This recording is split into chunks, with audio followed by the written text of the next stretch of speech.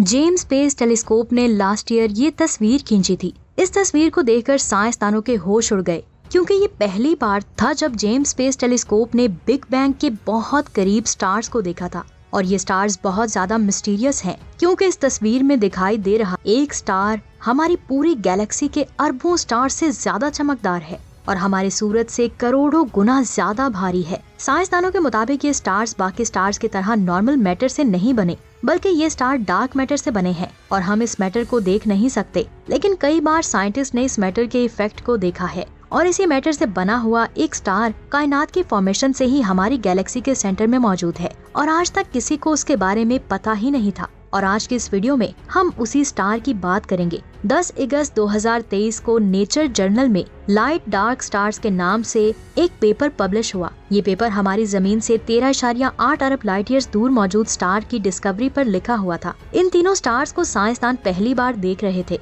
इन तीनों स्टार्स की चमक किसी नॉर्मल स्टार से कई गुना ज्यादा है, क्योंकि इन स्टार्स को ऐसे पार्टिकल से एनर्जी मिल रही है जिसे हम इंसान देख ही नहीं सकते, लेकिन उनकी ग्रेविटी के असर को कायनात में ग्रेविटेशनल लेंसिंग से महसूस कर सकते हैं। साइंसदानों का कहना है कि इन पार्टिकल्स की मिकदार हमारे नॉर्मल मैटर से कई गुना ज्यादा है। इन स्टार्स को जेम्स स्पेस टेलीस्कोप के ऐसे प्रोग्राम में डिस्कवर किया गया है जिस प्रोग्राम का मकसद ही कायनात के फॉर्मेशन के फौरन बाद बनने वाली गैलेक्सीज और स्टार्स को डिस्कवर करना है। और इस वक्त जेम्स टेलीस्कोप ही ऐसा टेलीस्कोप है जो कायनात के आखिरी किनारे से आती हुई लाइट को इतनी डिटेल से कैप्चर कर सके। मिसाल के तौर पर जेम्स की इस तस्वीर में ये जो स्टार्स आपको दिखाई दे रहे हैं, इनकी फॉर्मेशन कायनात की फॉर्मेशन के 700 मिलियन साल बाद ही हो गई थी। तब कायनात की उम्र आज के मुकाबले में सिर्फ 5% थी। इन स्टार्स को देखकर ऐसा लगता है जैसे ये स्टार्स नहीं बल्कि गैस के नेबुलास हों। पहले साइंसदान इनको एंशिएंट गैलेक्सी की कैटेगरी में रख रहे थे। तब साइंसदान हैरान थे कि कायनात की फॉर्मेशन के कुछ ही टाइम बाद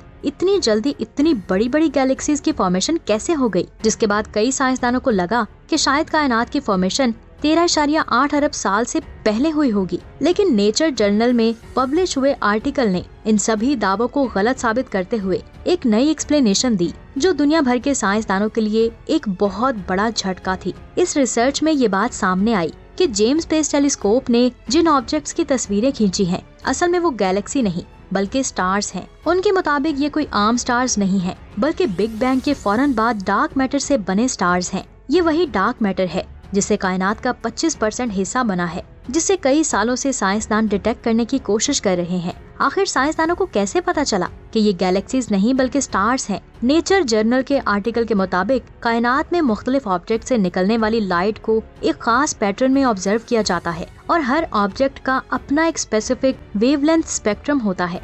इन वेवलेंथ से हम ऑब्जेक्ट्स की पहचान कर सकते हैं कि क्या वो एक गैलेक्सी है, नेबुला है या फिर एक स्टार है। इसीलिए जब जेम्स स्पेस टेलीस्कोप से इन स्टार्स की तस्वीर को खींचा गया, तब से साइंसदानों ने स्टार से आने वाली लाइट के वेवलेंथ स्पेक्ट्रम को कई माह तक स्टडी किया। असल में गैलेक्सी की वेवलेंथ में एमिशन लाइंस दिखाई देती हैं, स्टार की वेवलेंथ में एब्जॉर्प्शन लाइंस दिखाई देती हैं और इन तीनों स्टार्स में ये एब्जॉर्प्शन लाइंस दिखाई दी। और इन वेवलेंथ से ही साइंसदानों को पता चला कि ये तीनों स्टार्स डार्क मैटर से बने हैं। इसलिए इन स्टार्स के बारे में साइंसदानों ने कहा कि इन स्टार्स में आम स्टार्स की तरह न्यूक्लियर फ्यूजन नहीं होता, लेकिन फिर भी इन स्टार्स की चमक हमारे सूरज से कई अरब गुना ज्यादा है। इस तस्वीर में दिखाई दे रहा हर एक स्टार हमारी गैलेक्सी में मौजूद सभी स्टार्स जितनी एनर्जी यानी फोटॉन्स को खारिज कर रहा है। लेकिन सवाल ये आता है कि आखिर कैसे? साइंसदानों के मुताबिक इन स्टार्स की कोर में डार्क मैटर बहुत ज्यादा डेंसिटी में मौजूद है। ये डेंसिटी इतनी ज्यादा है कि इनका मैस हमारे सूरज से मिलियन गुना ज्यादा है,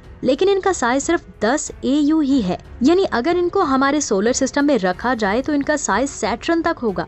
लेकिन फिर भी इनकी कोर में इतना ज्यादा डार्क मैटर है जितना एक पूरी गैलेक्सी में फैला होता है, जिसकी वजह से इनकी ग्रेविटी बहुत ज्यादा हो जाती है और इसी ग्रेविटी से ये अपने आसपास मौजूद डार्क मैटर को भी इकट्ठा करते हैं, जिससे इनके गिर्द एक गुब्बारे जैसी डिस्क बन जाती है। इतने ज्यादा डार्क मैटर को अपने गिर्द इकट्ठा करने की वजह से साइंसदानों ने इस स्टार को सुपर मैसिव डार्क स्टार का नाम दिया। इस डार्क मैटर से इन स्टार्स को एनर्जी भी मिलती है। ये एनर्जी इतनी ज्यादा है जिससे एक स्टार पूरी गैलेक्सी जितना चमकदार है। अब इन डार्क मैटर की डिस्कवरी कितनी बड़ी है, इसका अंदाजा आप इस बात से लगा सकते हैं। एक बहुत बड़ी फीमेल साइंसदान के मुताबिक कायनात में एक नए स्टार को फाइंड करना बहुत बड़ी डिस्कवरी है और साथ ये चीज भी डिस्कवर करना कि उस स्टार को डार्क मैटर से एनर्जी मिल रही है, ये उससे भी ज्यादा बड़ी डिस्कवरी बन जाती है। साइंसदानों के मुताबिक कायनात का ज्यादातर हिस्सा डार्क मैटर और डार्क एनर्जी से बना है। कायनात की फॉर्मेशन के वक्त नॉर्मल मैटर के मुकाबले में डार्क मैटर की फॉर्मेशन ज्यादा मिकदार में हुई थी। इसीलिए कायनात की फॉर्मेशन के फौरन बाद जो पहले स्टार्स बने थे